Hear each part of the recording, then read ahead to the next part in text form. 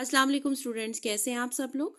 अल्लाह पाक से आपकी बखैर आफ़ियत सुकून वाली ज़िंदगी की दुआ करती हूँ, आप अपने मकासद में कामयाब हो जाएं।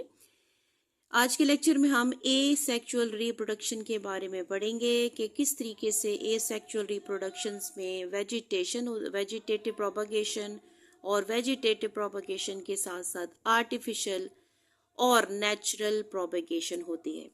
तो इस इम्पॉर्टेंट टॉपिक को कवर करने से पहले मैं अल्लाह पाक का बाबरकत नाम लेती हूँ। नबी पाक सल्लल्लाहु अलैहि वसल्लम पर दुरूद पाक पढ़ते हुए आज के लेक्चर का आगाज करती हूँ। सल्लल्लाहु अला मोहम्मद सल्लल्लाहु अलैहि वसल्लम। जी बेटा, ए सेक्सुअल रिप्रोडक्शन क्या चीज़ है?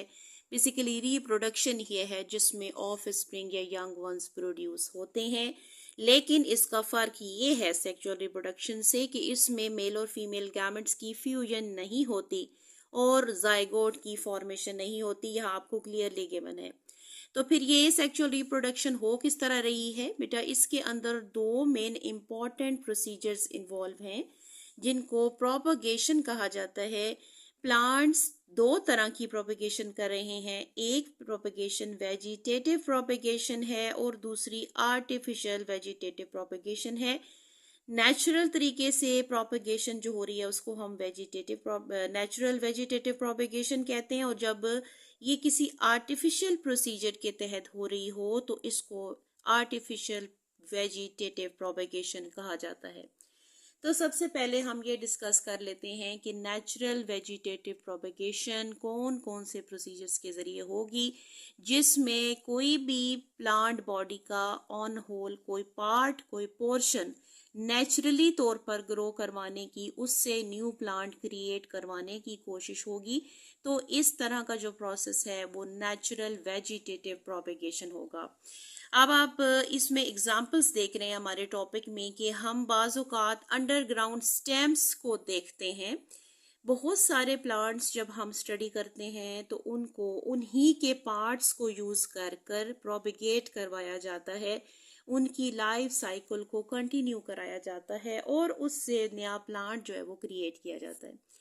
अंडरग्राउंड स्टेम्स यानी ज़मीन के अंदर जो हम स्टेम्स बोते हैं, जिसमें उनका बल्ब शामिल है या उनके ट्यूबर्स शामिल हैं या जो रनर्स हैं, ये नेचुरल वेजिटेटिव प्रोपगेशन के ज़रिए से हो रहा है। ठीक है, आप सबसे पहले जो डायग्राम आपको नज़र आ रही है वो है किसी अनियन की, और अनियन के जो बल्ब्स हैं, यानी ये जो आपको इसका लास्ट वाला पोर्शन नज़र आता है, यहाँ एक बल्ब होता है।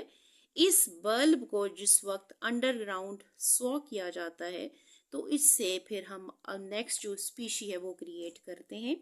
एक अंडरग्राउंड स्टेम होती है जिसमें लीव्स छोटे छोटे थिक मौजूद होते हैं, उसको बल्ब कहा जाता है। ठीक है, ये जो लीव्स हैं ये मोटे क्यों हैं? क्योंकि इनके अंदर फूड स्टोर है और फिर यही जो फूड है वो उस पूरे प्लांट बॉडी को ग्रो कराने में हेल्प करता है। ऑनियन हो गया, ट्यूलिप हो गया या डैफोडिल्स, ये तमाम इनकी जो प्रोपगेशन है वो बल्ब्स के ज़रिए से होती है। इसमें एक आउट ग्रोथ बनी होती है बल्ब के सेंटर में जिसको बड कहा जाता है। ठीक है, मैं आपको अगेन इसकी एग्जांपल यही दूंगी कि ये जो इनका लास्ट पोर्शन है प्याज का, उस बड को यूज़ किया जाता है, उसमें लीव्स मौजूद होते हैं, थिक लीव्स। जब उनको सॉइल के अंदर सो किया जाता है तो वो आहिस्ता आहिस्ता प्रोपेगेट होकर एक नया प्लांट बॉडी बनाते हैं। ये सारा प्रोसीजर इन्होंने इस बर्ड के अंदर बता दिया है। नेक्स्ट जो आपको नज़र आ रहा है दैट इज़ ट्यूबर। अच्छा जी, ये ट्यूबर क्या चीज़ है? ये भी एक अंडरग्राउंड स्टेम ही होती है, किसी भी प्लांट बॉडी को यूज़ की जाती है और उससे फिर हम सॉइल में बरीड करते हैं और फिर हम देखते हैं कि उससे एक कंप्लीट प्लांट बॉडी जो है वो बन जाता है। आपकी डायग्राम में जो एग्जांपल यूज़ की गई है वो एक पोटैटो की है। आपने कभी पोटैटो को देखा होगा तो अमूमन जब हमारे घर में पोटैटो आता है तो हम इसके ऊपर देखते हैं तो ट्यूबर्स नज़र आते हैं, छोटे छोटे नन्ही मुन्नी सी बल्जिंग्स होती हैं। ये बल्जिंग्स क्या चीज़ें हैं? ये बल्जिंग्स ही बेसिकली ट्यूबर्स हैं। और फिर प्लांट बॉडी में जिस वक्त हम इनको बरीड करते हैं अलग करके, तो ये सॉइल के अंदर ग्रो करते हैं और कंप्लीट प्लांट बॉडी बना देते हैं। इसके बाद जो नेक्स्ट चीज़ आ रही है propagation, naturally propagation in plants, वो है रनर्स। ठीक है, ये रनर्स क्या चीज़ें हैं? नाम से जाहिर है कि कुछ ऐसी अंडरग्राउंड स्टेम्स होती है लेकिन वो ग्राउंड के अंदर नहीं होती, उनको सॉइल के ऊपर ही हॉरिजॉन्टली जो है वो स्प्रेड किया जाता है और इन स्टेम्स को रनर्स कहा जाता है। इनके रनर्स के जगह जगह नोड्स आते हैं जहां बर्ड्स मौजूद होती हैं और वो बर्ड्स जो हैं फिर नए कंप्लीट प्लांट बॉडी को इवॉल्व करती हैं। कुछ प्लांट्स के अंदर जो एग्जाम्पल्स में है वो है स्ट्रॉबेरीज और इसके अलावा ग्रासेस। इनकी स्टेम्स को पहले लिया जाता है, ठीक है, और उसके बाद ग्राउंड के ऊपर इनको स्प्रेड किया जाता है। जब इनको स्प्रेड कर दिया जाता है तो जहाँ जहाँ पे बर्ड्स इनके अंदर मौजूद हैं, जिस तरह आपने पोटैटो में अभी एग्जांपल देखी, तो ये जो बर्ड्स हैं, ठीक है, यहाँ से नए जो प्लांट्स हैं वो इवॉल्व होते हैं। हम डायग्राम को समझ लेते हैं। जैसे अपने एक कंप्लीट प्लांट बॉडी है और आप देख रहे हैं कि इसकी जो स्टेम है उसको हॉरिजॉन्टली ज़मीन के ऊपर स्प्रेड किया गया है, ठीक है, और यहाँ से स्टेप बाय स्टेप जिस जिस पॉइंट पर नोड मौजूद होगा उस नोड के अंदर बड मौजूद होगी तो वहाँ वो प्लांट जो है वो इवॉल्व होना शुरू हो जाएगा। अगेन उसकी प्रॉपर जो है वो रूट्स फॉर्म होंगी, जो रूट्स ग्राउंड के अंदर चली जाएंगी और बाकी का जो पोर्शन है वो स्टेम में कन्वर्ट होगा। स्टेम चूँकि ज़मीन से बाहर होगी और आहिस्ता आहिस्ता इसमें लीव्स क्रिएट होंगे। लीव्स आगे से फ्रूट के प्रोसीजर को कैरी ऑन करेंगे।